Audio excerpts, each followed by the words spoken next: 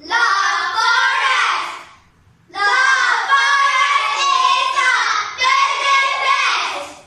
Many animals call it home. I like hummingbirds. Hummingbirds live in the forest. They like to live in a nest.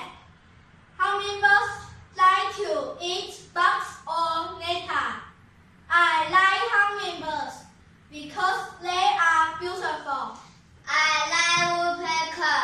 Woodpeckers live in the forest. They like to live in trees. Woodpeckers like to peck and trees and eat bugs. I like woodpeckers because they can make holes in trees. I like bugs. Bugs live in the forest. Bugs like to live under rocks and in logs. Bugs like to munch on leaves. I like bugs because they can live everywhere. I like squirrels. Squirrels live in the forest.